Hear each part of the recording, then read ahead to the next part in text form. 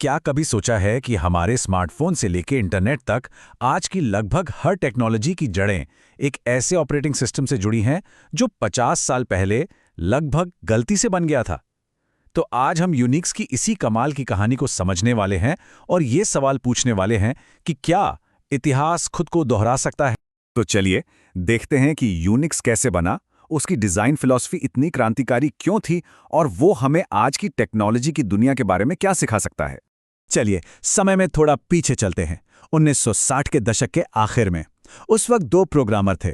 उनके पास एक बेकार पड़ा हुआ कंप्यूटर था और ढेर सारा खाली समय। और बस इन्हीं चीजों से कंप्यूटिंग की दुनिया में सबसे बड़ी क्रांतियों में से एक की शुरुआत होने वाली थी। ये सब कुछ एक पुरानी PDP-7 मशीन पर शुरू हुआ था, लेकिन देखते ही देखते 1975 तक यूनिक्स का छठा एडिशन रिलीज हो चुका था और ये दुनिया भर की यूनिवर्सिटीज और रिसर्च लैब्स में किसी जंगल की आग की तरह फैल गया। और फिर आई सी प्रोग्रामिंग लैंग्वेज, जिसने सच में सब कुछ बदल दिया। ये एक ऐसी भाषा की जो किसी एक मशीन से बंधी हुई नहीं थी। मतलब ये कि यूनिक्स को अलग अलग तरह के कंप्यूटरों पर चलाना एकदम आसान हो गया और उस जमाने के लिए ये एक बहुत ही क्रांतिकारी आइडिया था। जरा सोचिए, पूरा के पूरा ऑपरेटिंग सिस्टम सिर्फ 9000 लाइनों के कोड में बना हुआ था। ये इतना छोटा और समझने में इतना आसान था कि कोई भी इसे पढ़ और समझ सकता था। और इसी छोटे से पैकेज में वो आइडियाज़ छिपे थे जो आज भी हमारे कंप्यूटर इस्तेमाल करने के तरीके को तय करते हैं, जैसे फाइलों को फोल्डर्स में रखना या फिर वो पावरफुल कमांड लाइन शेल। ये सब वहीं से आया है। तो चलिए अब उस फिलॉसफी को समझते हैं जिसने यूनिक्स को इतना क्रांतिकारी और इतना टिकाऊ बना दिया। पता है, यूनिक्स टूल्स के आविष्कार की तुलना अक्सर लोहे की खोज से की जाती है। ये एक ऐसी बुनियादी छलांग थी जिसने सॉफ्टवेयर बनाने का एक बिल्कुल नया दौर शुरू कर दिया। इसका फलसफा बहुत सीधा साधा था।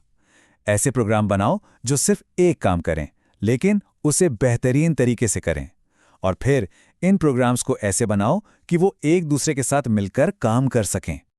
और यहीं पर यूनिक्स का असली जादू सामने आता है। पाइप्स नाम का एक बहुत ही सिंपल कॉन्सेप्ट है।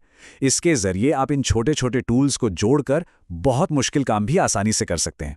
मान लीजिए आप कई टेक्स्ट फाइलों को एक साथ जोड़ सकते हैं, फिर उन्हें शब्दों की एक लिस्ट में बदल सकते हैं, उन्हें अल्फाबेटिकल ऑर्डर में लगा सकते हैं और फिर ये पता लगा सकते हैं कि कौन सा शब्द सबसे ज्यादा बार आया है। ये सब कुछ सिर्फ एक कमांड लाइन में।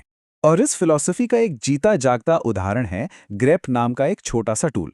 इसे एक टेक्स्ट एडिटर से निकालकर एक अलग प्रोग्राम बना दिया गया ताकि ये सिर्फ एक काम को, यानी टेक्स्ट खोजने के काम को सबसे अच्छे तरीके से कर सके।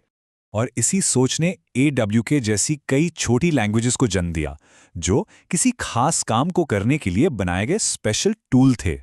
तो ठीक है, अब जरा आगे बढ़ते हैं और देखते हैं कि इस जबरदस्त आइडिया ने कैसे पूरी दुनिया पर राज किया और फिर उसके बाद क्या हुआ।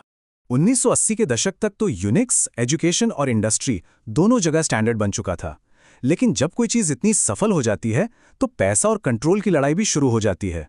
और यहीं से शुरू हुए यूनिक्स वॉर्स, एक ऐसी लड़ाई जिसने आखिरकार इस पूरे इकोसिस्टम को तोड़कर रख दिया। तो ये सारी कहानी हमें आज कहाँ ले आती है? क्या यूनिक्स जैसी कोई क्रांति आज के दौर में फिर से हो सकती है? देखिए, आज के ज़माने में सबसे बड़ी रुकावटों में से एक है मॉडर्न सॉफ्टवेयर का साइज और उसकी कॉम्प्लेक्सिटी। आज के सिस्टम बहुत बड़े और बहुत पेचीदा हो गए हैं। तो ये बहस दो हिस्सों में बटी हुई है। एक तरफ ये सोच है कि एक अच्छा आइडिया हमेशा अपनी जगह बना लेता है, और दूसरी तरफ आज की सॉफ्टवेयर दुनिया की कड़वी सच्चाई है। कई लोग कहते हैं कि अगला यूनिक्स उन्हीं समस्याओं को नहीं सुलझाएगा जिन्हें यूनिक्स ने सुलझाया था, बल्कि वो आज की बड़ी मुश्किलों को हल करेगा, जैसे कि कंटेनर्स को मैनेज करने की कॉम्प्लेक्सिटी या फिर ऐसे नेटवर्क सिस्टम बनाना जो ऑफलाइन होने पर भी बिना किसी परेशानी के काम करते रहें। एक तर्क ये भी है कि ओपन सोर्स कम्युनिटी मौजूदा चीज़ों को बेहतर बनाने में तो कमाल है, लेकिन एकदम जीरो से कुछ नया और क्रांतिकारी बनाने में शायद उतनी अच्छी नहीं।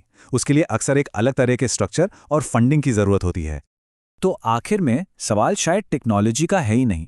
सवाल यह है कि हम वो माहौल कैसे बनाएं, वो कम्युनिटी कैसे बनाएं जहां नए और दिलचस्प आइडियाज़ पनप सकें।